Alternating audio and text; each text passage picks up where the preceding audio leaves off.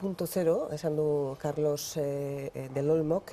Mikel Nobal, arratsalde on, eskerrik asko azpimarran gurekin egoteagatik. Ongi definitu iruditu zaizu esklabismo 2.0 esan duenean Carlos del Olmok, Europa mailan gertatzen ari diren eta Espainiako estatuan gertatzen ari diren hainbat aldaketa definitzeko?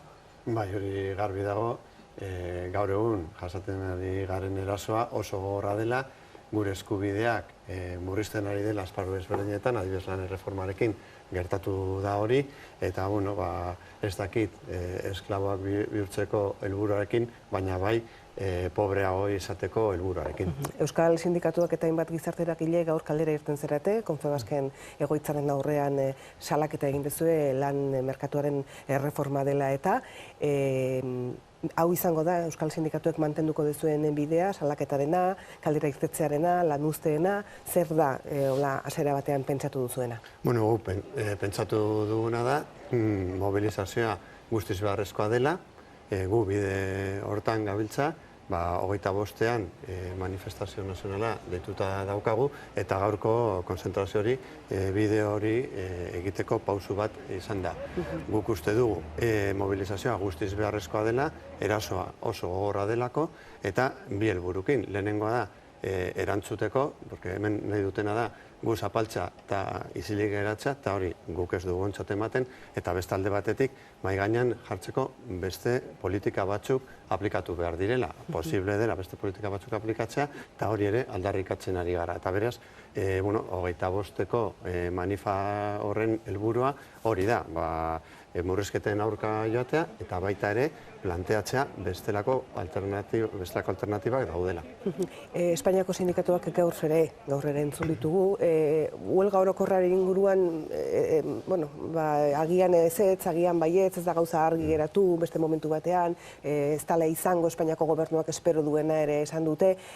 Nola ikusten ari zarete beraien jarrera? Guk dakiguna da, sindikatu horiek CEO-erekin ze sinatu duten, eta sinatu dutena izan da, aurten datorren urtean, eta 2014an langileen eros ahalmena jaistea, hau da, soldatak KPI-en azpitik igotzea, konpromiso hori hartu dute, eta baita ere planteatu dute, eta sinatu dute patronalarekin, beraien ustez, enpresetan, enpresarioek eduki behar dutela, malgutasuna erabiltzeko eskubide gehiago. Guk uste dugu hori ez dela bidea, eta guk uste dugu hori da, azken finean, lan erreformarekin inposatu nahi digutena, hau da, langileen lan baldintzak murriztea, soldata jaistea, prekarizazioa eta bar, eta guk uste dugu lan erreforma eta sindikatu horiek patronalekin sinatu dutena bide berdinetik doala. Zuek lanuzteak edo lanuzte bat joan den astean egin zen duten, baina beste funtzio publikoko langileen inguruan izan zen, edo zen kasutan mobilizazioak egin dituzue, manifestazio nazionala, huelga orokorra planteatzen dezue? Guk Euskal Herrian azken urte hauetan 3 greba orokorra ditugu, eta hori da, gure artean hitz egiten ari den alternatiba bat, guk momentu honetan ez dugu ezer deskartatzen, azpimarratu dugu eraso hau oso gogorra dela, eta gu prest gaudela erantzuna eta aldarrikapenak egiten jarraitzeko. Momentu honetan hori da mahai gainean daukaguna, eta noski jarraituko du horretaz hitz egiten. Naiz eta Espainiako estatuko sindikatuek ez huelga horrekin batekin, beste kasutan egin izan dezuen bezala, ontzaten baten balin badezue, aurrera egingo zenukete Euskal Herrian deitzeko erabakitzen balin badezue esan nahi. Ez zaudete lotuta zentzu horretan Espainiako estatuko sindikatuek hartu dezaketen erabakitera? Gure bidea ez da hori, guk ez dugu sinatu patronalarekin, lehenago aipatu dugun akordio hori, gu ez gaude plantamentu horiekin adoz, eta gure bidea beste bada, eta oso garbi daukaguna da, hori ez dela hemen gertatzen den zehozer, edo bakarrik hemen gertatzen den zehozer, adibidez, akordio hori sinatu zutenean, Belgikan greba orokorra egin zuten Belgikako sindikatuek, eta horren ondoren Belgikako gobernuak erabaki zuen atzera egitea puntu batzuetan, adibidez, plantatzen zuelako soldaten erosalmena murriztu behar zela. Eta hor atxera egin zuen, eta mobilizazioak eraginkorra dira. Eraginkorra dira, azkenan jendea ados ez dagoela esateko, eta helburuak lortzeko bide bakarra mobilizazioa da. Hemen fondoan dagoena da klase borroka bat, Estatu Batuetako aberats batek esan du klase borroka hori beraiek irabazten ari dela por goleada, eta guk uste dugu hori da ezkutatu nahi duten zozer. Guk nahi duguna da langileon boterea indartzea eta horretarako mobilizazio besterik ez dago. Ez duzu uste beraz huelga generala eta entzuten diren komentarioengatik, mikrofono atzeetan entzuten diren komentariogatik gobernuek amortizatuta daukaten zerbait denik?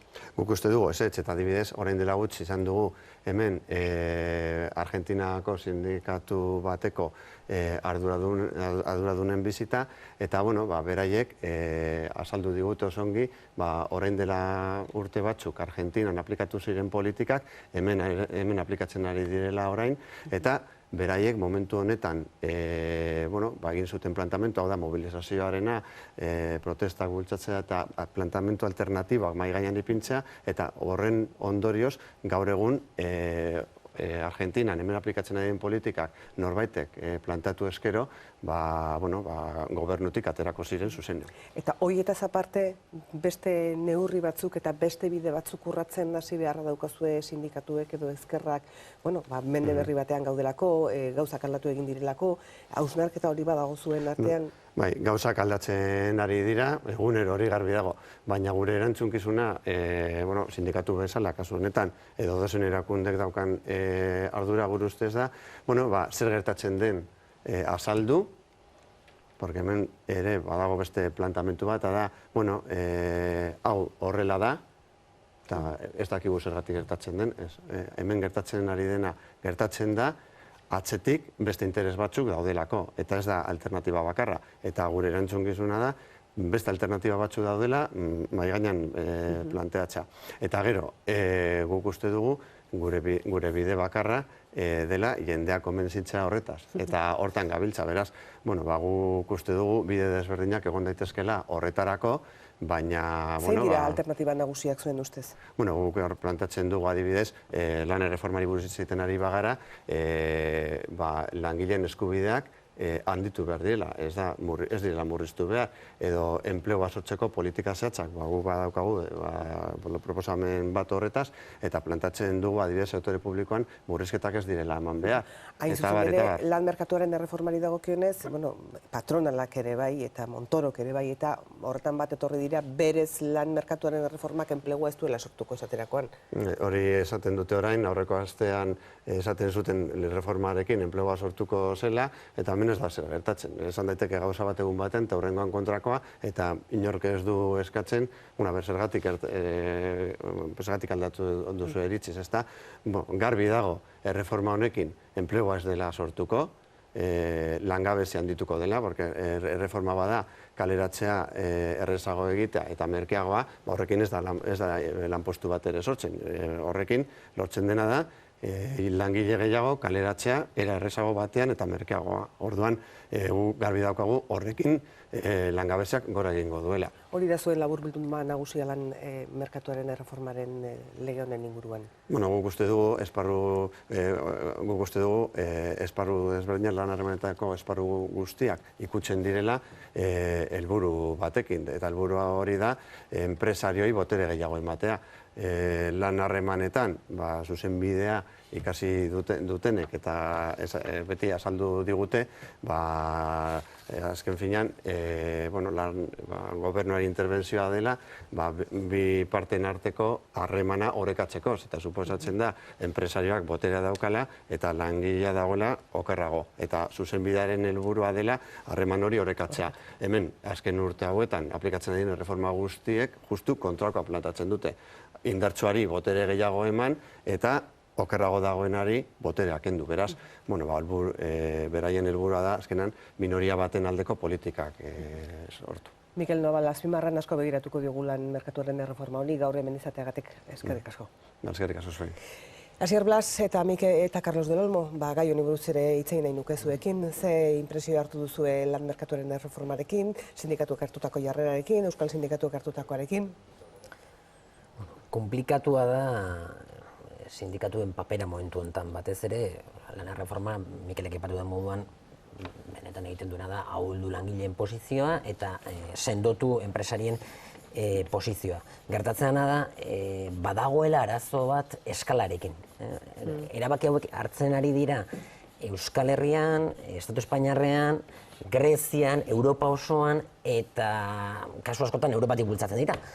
Ez dago erantzun bat Europa mailakoa. Egia da, beharrezkoa direla Euskal Herri mailako erantzunak, eta kasu honetan gainez horrelako erreforma bat egiten dalako Estatu Espainiarrean eta guzti era berdinean afektatzen digulako, estatu mailako ere erantzun ba behar da. Baina jarraitzen dugu Europar erantzunik gabe. Bai lan erreformekin, bai zorraren arazoarekin eta beste zenbait arazoarekin. Europar erantzunik gabe esan nahi zu, Europa guztiak aman komunean... Eurogreba bat ez dakit noiz ikusten dugu. Eurogreba bat. Adibidez. Ikusten dugu Grezian gertatzen ari direla gauzak eta han gertatzen ari direnez buelta ematen dugu. Bai, eta segurenik Alemaniako langile gehienei bost axola gertatzen ari zaie Greziako langilei. Carlos? Bai, eta horrezaz gainera hemen gure etxean bertan erakusgarri ederra ditugu nola ez diren kapazak hemen estatu osoan dauden zentral sindikalak bat etortzeko. Egia da batzuek arrazoi osoa dutela errebindikatzeko esparru propioa lan harremanetarako eta hori esateko elak eta labek etengabe errebindikatzen duten eta horrek bereizten dituela neurri baten komisiones eta UGT eta beste sindikatu derragun hori, estatu osoa esparrutza dutenetatik, baina tristea ematen du langile zaren aldetik eta ikustea olako gauzetan ere kapazak ez izatea, olako une larri baten esateko, bueno, gure ezberdintasun guztiak ezberdintasun goazen jartzera mahaiaren inguruan eta azter dezagun zein den benetan orain azola diguna eta behar bada langile askorentzat orain gauzarik importantena ez da ezatea esparru, borroka esparrua Euskal Herri hutsa den edo Espainia, edo Penintzula Iberikoa, behar bada Europa osoa, ze ez dugu ahaztu behar erasoago guztiak etorri dela noiz eta komunismoa desegiten hasi zenetik sindikatuak eta neurri baten gorritzat edo jotzen zen horiek guztiak ahulduen dauden momentuan.